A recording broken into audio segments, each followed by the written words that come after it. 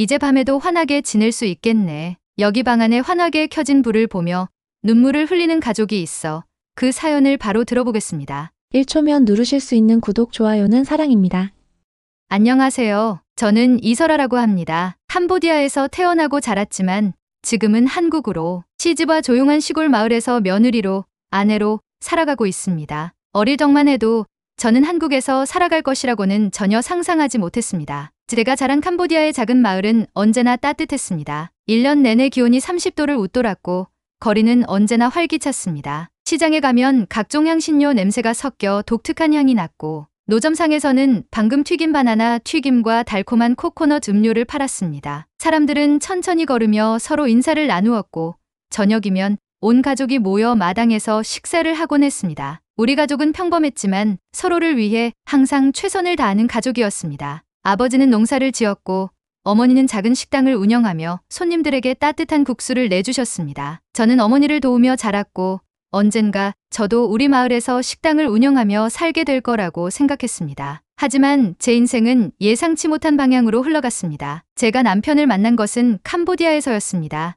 남편은 한국에서 온 사람이었고 캄보디아에서 사업을 하던 중 저를 만나게 되었습니다. 처음에는 언어도 다르고 문화도 달라서 서로를 이해하는 것이 쉽지 않았지만 그는 저에게 항상 따뜻하고 다정한 사람이었습니다. 남편은 캄보디아 음식을 좋아했고 저희 가족을 존중해 주었습니다. 특히 어머니의 국수를 먹을 때면 이거 정말 맛있어요. 어머니께서 해주신 음식 중에서 제일 맛있어요. 라고 말하며 한 그릇을 뚝딱 비웠습니다. 그렇게 우리는 사랑에 빠졌고 결국 결혼을 하게 되었습니다. 하지만 결혼을 하면서 저는 큰 결정을 해야 했습니다. 남편과 함께 한국으로 가기로 한 것이었죠. 처음에는 두려웠습니다. 한국에서 잘 적응할 수 있을까? 언어도 모르는데 어떻게 살아야 하지? 가족과 이렇게 멀리 떨어져도 괜찮을까? 이런 걱정들이 머릿속을 떠나지 않았습니다. 하지만 남편은 제 손을 꼭 잡고 말했습니다. 설아야, 우리 함께 잘해 나갈 수 있어. 내가 항상 내 곁에 있을게. 그 말에 용기를 냈고 결국 저는 한국으로 떠나게 되었습니다. 비행기를 타고 한국에 도착한 날,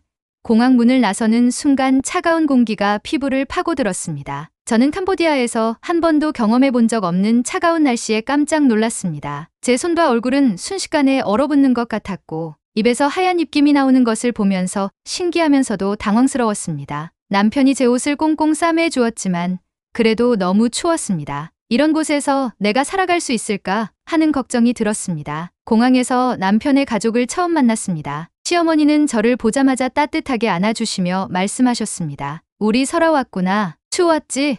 많이 힘들었지? 그 순간 저는 울컥했습니다. 처음 만난 시어머니께서 저를 이렇게 따뜻하게 맞아주실 줄은 몰랐거든요. 저는 어색하게 안녕하세요, 어머니라고 말했지만 제 발음이 어색해서 남편이 웃음을 참는 것이 보였습니다. 한국어는 어렵게 배웠지만 직접 말하려니 너무나도 힘들었습니다. 시어머니와 대화할 때마다 제 마음을 제대로 전달하지 못하는 것이 너무 답답했습니다. 집에 도착하니 시어머니께서 한상 가득한 한국 음식을 준비해 놓으셨습니다. 김치, 불고기, 된장찌개, 나물 반찬들 음식이 정말 많았습니다. 하지만 첫 입을 먹는 순간 저는 그대로 눈을 크게 뜨고 물을 찾았습니다. 이거 너무 매워요. 캄보디아 음식은 향신료가 강하지만 이렇게 매운 음식은 거의 없었습니다. 저는 입 안이 얼얼해졌고 눈물까지 나왔습니다. 남편과 시어머니는 저를 보고 깔깔 웃으셨습니다. 괜찮아. 설아, 천천히 먹어보면 익숙해질 거야. 시어머니는 저를 위해 맵지 않은 반찬도 따로 챙겨주셨습니다. 그 순간 저는 시어머니의 배려를 느낄 수 있었습니다. 결혼 후 저는 남편의 가족과 함께 살게 되었습니다. 사실 한국의 시집살이에 대한 이야기를 많이 들었기 때문에 걱정이 많았습니다. 하지만 시어머니는 그런 저의 걱정을 알기라도 하신 듯 늘 따뜻하게 대해주셨습니다. 설아, 많이 힘들지? 천천히 해. 모르는 거 있으면 언제든지 물어봐. 그리고 어느 날 시어머니는 저를 보며 이렇게 말씀하셨습니다. 너는 우리 집 귀한 며느리야. 그 말에 저는 그만 울컥하고 말았습니다. 한국에서의 생활이 낯설고 두려웠지만 시어머니 덕분에 저는 외롭지 않았습니다. 그렇게 저는 한국에서의 새로운 삶을 시작했습니다. 언어도 다르고 음식도 다르고 문화도 달랐지만 사랑하는 남편과 따뜻한 시어머니 덕분에 조금씩 적응해 나갈 수 있었습니다. 처음에는 너무 낯설고 힘들었지만 시간이 지나면서 한국도 저의 집이 되어 가고 있음을 깨닫게 되었습니다. 그리고 저는 결심했습니다. 이제부터는 한국에서 행복한 가정을 만들고 이곳에서 나만의 새로운 삶을 살아가야겠다. 이제 저는 한국에서 살아가는 캄보디아 며느리입니다. 아직도 배워야 할 것이 많지만 저를 따뜻하게 맞아준 가족들과 함께 하루하루 성장해 나가고 있습니다. 결혼 후 남편과 저는 맞벌이를 시작했습니다. 남편의 가족이 운영하는 작은 가공 공장에서 함께 일하며 생활을 꾸려나갔습니다. 처음에는 일하는 것이 낯설었고 체력적으로도 쉽지 않았습니다. 캄보디아에서는 주로 가족과 함께 집에서 시간을 보내며 어머니를 도왔는데 한국에서는 매일 아침 일찍 출근해 하루 종일 공장에서 일해야 했습니다. 공장의 일은 생각보다 훨씬 힘들었습니다. 기계를 다루는 일이 익숙하지 않았고 처음에는 손에 기름때가 묻거나 옷이 더러워지는 것도 낯설었습니다. 서서 일하는 시간이 길어지다 보니 다리가 붓고 허리가 아픈 날이 많았습니다. 특히 한국에서는 일을 할 때 시간을 엄격하게 지켜야 한다는 점이 저에게는 큰 도전이었습니다. 캄보디아에서는 사람들이 조금 늦어도 서로 이해하는 분위기였지만 한국에서는 1분이라도 늦으면 큰 실례가 되는 문화였습니다. 그래서 저는 매일 아침 알람을 여러 개 맞추고 누구보다 먼저 출근하기 위해 노력했습니다. 어느 날 저는 기계를 다루다 실수를 해서 제품을 망쳐버렸습니다. 너무 당황스러웠고 혹시 시어머니께서 실망하실까 봐 겁이 났습니다. 그런데 시어머니께서는 저를 다그치지 않으시고 오히려 다정하게 말씀하셨습니다. 괜찮아. 설아, 처음엔 다 실수하는 거야. 천천히 배우면 돼. 그 말을 듣고 저는 다시 용기를 낼 수 있었습니다. 그렇게 시어머니는 늘 저에게 용기를 주고 다독여 주셨습니다. 가끔 남편과 저는 너무 바빠서 서로 얼굴을 보는 시간조차 부족할 때도 있었습니다. 퇴근 후 집에 오면 피곤해서 말 한마디 못하고 쓰러질 때도 많았습니다. 그럴 때마다 남편은 조용히 저를 바라보며 말했습니다. 설아, 오늘도 고생했어. 힘들지? 그 한마디가 저에게는 세상에서 가장 큰 위로였습니다. 그러나 남편과 함께 있어도 고향에 대한 그리움은 사라지지 않았습니다. 한국에서의 생활이 익숙해질수록 저는 캄보디아에서의 생활이 더 그리워졌습니다. 특히 음식이 가장 그리웠습니다. 한국 음식은 맛있었지만 캄보디아 음식과는 전혀 달랐습니다. 저는 가끔 캄보디아의 따뜻한 국물 요리나 달콤한 디저트가 먹고 싶었습니다. 그런데 시어머니께서는 저의 이런 마음을 헤아려 주셨습니다. 설아, 너희 나라 음식은 어떻게 만들지? 한번 같이 만들어 보자. 그렇게 해서 저는 시어머니와 함께 캄보디아 음식을 만들게 되었습니다. 처음에는 한국에서 캄보디아 요리를 만들기가 쉽지 않았습니다. 사용하는 재료도 달랐고 한국 시장에서는 캄보디아에서 쉽게 구할 수 있는 향신료를 찾기가 어려웠습니다. 그런데 시어머니께서는 캄보디아 시장을 찾아가 직접 재료를 구해 오셨습니다. 이거 맞아? 너희 나라에서 먹는 거라며? 저는 감동해서 눈물이 날 뻔했습니다. 어머니, 너무 감사합니다. 덕분에 고향 생각이 덜 날 것 같아요. 그렇게 우리는 함께 캄보디아 요리를 만들며 한층 더 가까워졌습니다. 하지만 여전히 언어 문제는 저에게 가장 큰 어려움이었습니다. 저는 시어머니와 좀 더 깊은 대화를 나누고 싶었고 남편과도 더 편하게 이야기하고 싶었습니다. 그래서 저는 틈날 때마다 한국어 공부를 했습니다. 공장에서 일하면서도 집에서 쉬는 시간에도 한국어 교재를 펼쳐놓고 공부했습니다. 남편은 제가 잘 이해할 수 있도록 쉽고 천천히 설명해 주었고 시어머니도 자주 말을 걸어주시며 저의 한국어 실력을 키워주셨습니다. 처음에는 간단한 문장만 말할 수 있었지만 점점 더 긴 문장을 말할 수 있게 되었습니다. 어느 날 시어머니께서 저를 보며 놀란 얼굴로 말씀하셨습니다. 설아, 너 이제 한국 사람 다 됐네. 한국어 정말 많이 늘었어. 그 말을 듣고 저는 뿌듯함과 함께 진짜 가족이 된 것 같은 기분이 들었습니다. 한국에서의 생활은 결코 쉬운 일이 아니었습니다. 하지만 남편,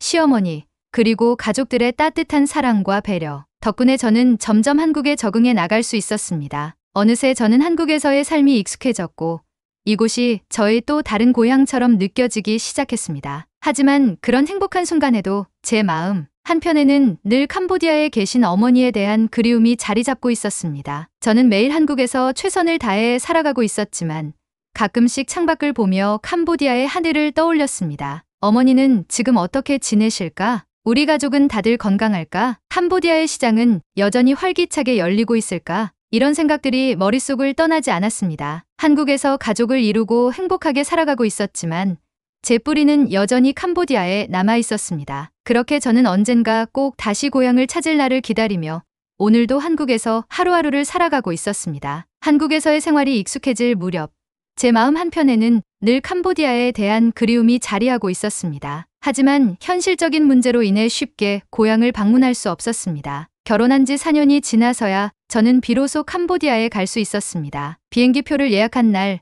저는 설렘과 두려움이 동시에 밀려왔습니다. 엄마는 건강하실까? 마을은 많이 변했을까? 나 없이 가족들은 잘 지냈을까? 그동안 영상통화로 가족들의 얼굴을 볼 수 있었지만 직접 만나 얼굴을 마주하고 손을 잡을 수 없다는 것이 너무나도 힘들었습니다. 이제 드디어 다시 만날 수 있다는 생각에 가슴이 벅찼습니다. 하지만 한편으로는 낯선 기분도 들었습니다. 나는 이제 캄보디아에서 나고 자랐지만 한국에서 적응하며 살아온 시간이 더해졌고 이곳에서도 저곳에서도 완전히 속한 느낌이 아닌 묘한 기분이 들었습니다. 그런 복잡한 감정을 품은 채 저는 비행기에 올랐습니다. 비행기가 캄보디아 공항에 착륙하자 저는 창밖을 바라보며 깊게 숨을 들이마셨습니다. 익숙한 공기, 익숙한 풍경, 익숙한 하늘. 하지만 이 모든 것이 낯설게 느껴졌습니다. 비행기에서 내려 입국 심사를 마친 후 수화물을 찾아 나가자마자 저는 멀리서 저를 기다리고 있는 어머니의 모습을 발견했습니다. 엄마, 저는 망설이지 않고 뛰었습니다. 어머니는 여전히 그 자리에서 저를 바라보며 두 팔을 벌리고 계셨습니다. 저는 어머니를 끌어안고 오열했습니다. 우리 딸, 우리 설아. 어머니는 저를 꼭 안아주시면서도 오히려 저를 위로하는 듯한 목소리로 말씀하셨습니다. 잘 지냈니? 많이 힘들었지? 그 순간 저는 어머니가 아프다는 것을 직감했습니다. 어머니의 손은 예전보다 훨씬 더 마르고 거칠어졌고 등도 조금 더 굽어 있었습니다. 하지만 저는 눈물을 삼키며 애써 밝게 말했습니다. 응, 엄마, 나 잘 지냈어. 집으로 가는 길, 저는 창밖을 바라보며 오랜만에 마주하는 고향의 풍경을 눈에 담았습니다. 길거리는 예전과 다를 바 없었고 시장은 여전히 활기찼습니다. 하지만 저는 그 풍경 속에서 한 가지가 빠져 있다는 것을 깨달았습니다. 바로 아버지의 부재였습니다. 저는 결혼을 하고 한국으로 떠난 후 단 한 번도 아버지를 다시 뵙지 못했습니다. 그리고 아버지는 제가 고향에 돌아오기 전에 세상을 떠나셨습니다. 어머니는 제가 상심할까봐 아버지께서 돌아가셨다는 소식을 한동안 저에게 알리지 않으셨습니다. 하지만 제가 그것을 알게 되었을 때 저는 한동안 밤마다 눈물을 흘렸습니다. 아버지를 마지막으로 한 번이라도 뵈었어야 했는데 그 미안함과 후회는 저를 짓눌렀습니다. 고향집에 도착한 후 저는 가족들과 함께 아버지의 사진 앞에서 조용히 기도를 드렸습니다. 아버지, 저 잘 살고 있어요. 한국에서도 좋은 가족을 만났어요. 그렇게 저는 마음의 짐을 조금 덜어냈습니다. 그날 밤 남편은 조용히 처갓집을 둘러보았습니다. 그리고는 장모님과 가족들을 위해 작은 선물을 준비했습니다. 이제 밤에도 환하게 지낼 수 있겠네. 남편은 처갓집에 발전기를 설치하고 텔레비전도 마련해 주었습니다. 캄보디아의 시골 마을은 전기 공급이 원활하지 않아서 해가 지면 대부분의 집이 어둠 속에서 지내야 했습니다. 저도 어릴 때 그런 환경에서 자랐기에 익숙했지만 남편은 그것이 불편할 것이라 생각하고 처갓집에 빛을 선물해 주었습니다. 어머니는 그런 남편을 바라보며 눈물을 흘리셨습니다. 정말 고맙구나. 우리 설아를 잘 챙겨줘서 고맙다. 그 말에 저는 다시 한번 남편에게 고마움을 느꼈습니다. 그는 단순히 저만 사랑해주는 것이 아니라 저의 가족까지도 사랑해주고 있었습니다. 캄보디아에서의 시간은 너무나도 짧았습니다. 이별을 앞두고 어머니는 저를 바라보며 한동안 아무 말도 하지 않으셨습니다. 그저 제 손을 꼭 붙잡고 계셨습니다. 잘 살아야 한다. 건강해야 한다. 어머니의 목소리는 떨려 있었고 저는 차마 대답을 하지 못했습니다. 눈물이 차올랐습니다. 엄마, 나 또 올게요. 자주 올게요. 저는 그렇게 말했지만 저 스스로도 그 약속을 지킬 수 있을지 확신할 수 없었습니다. 한국에서의 삶이 바쁘다는 것을 저는 누구보다 잘 알고 있었으니까요. 어머니는 아무 말 없이 제 손을 쓰다듬으셨습니다. 그 순간 저는 깨달았습니다. 어머니는 제게 슬픈 모습을 보이고 싶지 않으셨던 것입니다. 공항으로 가는 차 안에서도 우리는 계속 손을 맞잡고 있었습니다. 아무 말도 하지 않았지만 우리는 서로의 마음을 깊이 이해하고 있었습니다. 공항에서 마지막 인사를 나누고 출국 게이트로 들어설 때 저는 뒤돌아보지 않으려고 했습니다. 하지만 결국 저는 마지막으로 한 번 더 어머니를 바라보았습니다. 어머니는 여전히 저를 향해 손을 흔들고 계셨고 저는 멀어지는 어머니의 모습을 보며 참았던 눈물을 터뜨리고 말았습니다. 비행기에 올라 자리에 앉은 후에도 저는 한동안 창밖을 바라보며 멍하니 있었습니다. 4년 만에 다시 찾은 고향, 그리고 다시 떠나야 하는 현실. 나는 어디에 속한 사람일까? 한국에서의 삶은 이제 너무나 익숙해졌지만 고향에 돌아가니 마치 다른 세계로 넘어간 것 같은 기분이 들었습니다. 하지만 저는 확신했습니다. 나는 어디에 있든 사랑받고 있는 사람이구나. 저는 가방에서 아버지의 사진을 꺼내 조용히 속삭였습니다. 아버지, 저 보고 계시죠? 아버지도 하늘에서 잘 계시는 거죠? 아버지는 제 곁에 계시지는 않았지만 저는 분명 느낄 수 있었습니다. 아버지께서도 하늘에서 저를 바라보며 기뻐하고 계실 것이라는 것을요. 한국에 도착했을 때 시어머니께서는 공항으로 마중을 나오셨습니다. 설아, 고생했어. 엄마는 잘 계시고? 저는 눈물이 날 뻔했지만 웃으며 대답했습니다. 네. 어머니도 건강하세요. 그리고 어머니께서 많이 감사하다고 전해달라고 하셨어요. 시어머니는 조용히 제 손을 잡으며 말씀하셨습니다. 내가 건강하고 행복한 게 제일 중요하지. 그 순간 저는 깨달았습니다. 저는 이제 캄보디아뿐만 아니라 한국에서도 가족을 가진 사람이었습니다. 집으로 돌아온 후 저는 남편에게 조용히 말했습니다. 고마워.